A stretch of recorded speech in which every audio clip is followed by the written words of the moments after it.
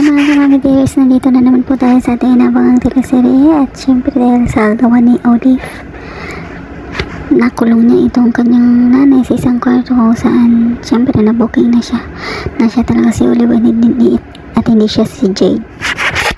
At ayun na nga, pinaparusahan niya ito at halos pinapakain niya ito na parang aso na nilalagay niya lang sa sahig yung pagkain ng kanyang nanay at kinakawawa niya ito. At syempre lingid sa kalaman nila Moki ang pagkakakala nila na nasa Cebu itong lola niya, pero nandun lang sa bahay nila na kung saan may isang bakanting kwarto doon na hindi nila napupuntahan kung kahit hindi nila alam na nandun yung kanyang lola.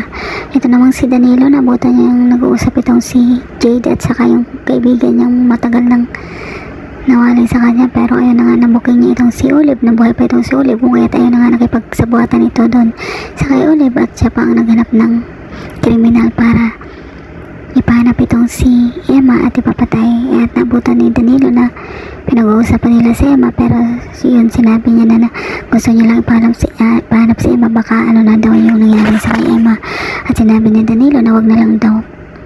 Ito naman si Moki, laging napapaaway sa school at naging palaban na ito kung kaya't nag-worry dito ang kanyang kaibigan na si Shane.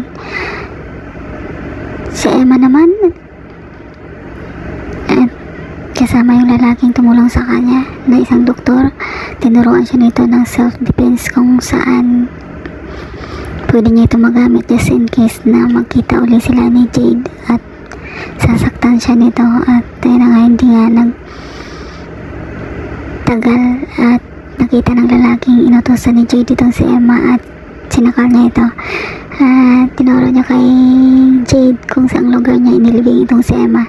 And abangan na lang natin guys, dahil I'm sure hindi nangyaring nasaktan niya itong si Emma dahil marunong na ito ng self-defense. Thank you so much for watching. Please don't forget to like, subscribe and press the bell button for you to notify you on my next video. Thank you and bye!